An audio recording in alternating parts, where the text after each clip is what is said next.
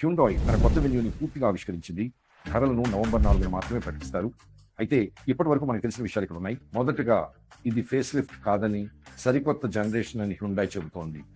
బాహ్య styling, interiors మరియు కొలతలు దానినే సూచిస్తున్నాయి.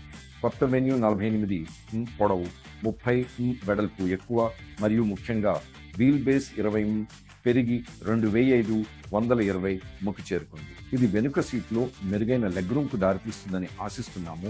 మునుపటి మోడల్లో తక్కువగా ఉన్నది. శైలిపరంగా కొత్త వెన్యూ మరింత నిటారుగా ఉండే స్టాన్స్ మరియు పదునైన ఆకర్షణీయమైన వివరాలను కలిగి ఉంది. క్రెటా వలె ముందు భాగంలో ఇప్పుడు వెలుపలి అంచులలో క్రిందికి దిగే నిరంతర డిఆర్ఎల్ ఉంది. దీనికి దీర్ఘచతురస్రాకార గ్రిల్, దీర్ఘచతురస్రాకార ఎయిర్ ఇన్లెట్స్ తో పాటు ఉంది. పక్క భాగంలో చూసినట్లయితే మన క్రెటాను గుర్తు చేసే విధంగా కాంట్రాస్ట్ పెయింటెడ్ డీ పిల్లర్ కూడా ఉంది. అయితే దీని ముందు మరియు వెనుక ఫెండర్లపై మనం గమనించినట్లయితే అక్కడ ఉన్నటువంటి బలమైన క్రీజ్ లైన్లు దాదాపుగా ఎక్స్ట్రా లాగా మనకు కనిపిస్తాయి. ఇక వెనుక భాగానికి వస్తే ఇక్కడ మీరు ఒక పూర్తి వెడల్పు గల ఎల్ఈడి లైట్ బార్ ను చూడవచ్చు. దానిలోనే చక్కగా వెన్యూ అనే అక్షరాలు కూడా పొందుపరచడం జరిగింది. కారు లోపల భాగంలో మనకు కనిపించే ఒక అతిపెద్ద మార్పు ఏమిటంటే ఇక్కడ 2.12 అంగుళాల స్క్రీన్లతో కూడిన ఒక సింగిల్ వక్రమైన ఇన్స్ట్రుమెంట్ ప్యానెల్ ఇవ్వడం జరిగింది. ఈ స్క్రీన్ సైజ్ మనం గమనించినట్లయితే ఇది ప్రస్తుతం ఉన్న క్రెటాలో కంటే కూడా చాలా పెద్దదిగా మనకు కనిపిస్తుంది. అదృష్టవశాత్తు చాలా ఫిజికల్ బటన్లు ఉన్నాయి. వాటిలో వెంటిలేటెడ్ సీట్లు, parking camera, electronic parking break మరియు వెన్యూకి కొత్తగా వచ్చిన డ్రైవ్ మరియు ట్రాక్షన్ మోడ్ల కోసం ఉన్నాయి. స్టీరింగ్ వీల్ కూడా కొత్తది మరియు హ్యుండాయ్ H లోగో స్థానంలో 4 చుక్కలు ఉన్నాయి. ఇవి ఐయోనిక్ 5 సలో చూసినట్లుగా మోర్స్ కోడ్ లో H అక్షరానికి ఒక హాస్య సూచన.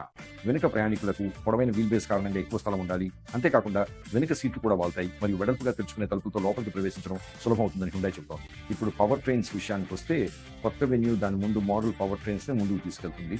కాబట్టి 83 horse power, 1.2 litre naturally aspirated petrol, 120 horse power, 1 litre turbo petrol మరియు 100 హార్స్ పవర్, 1.5 లీటర్ డీజిల్ ఎంపికలు ఉన్నాయి. న్యాచురల్లీ యాస్పిరేటెడ్ పెట్రోల్ మాన్యువల్ తో మాత్రమే అందుబాటులో ఉండాలి.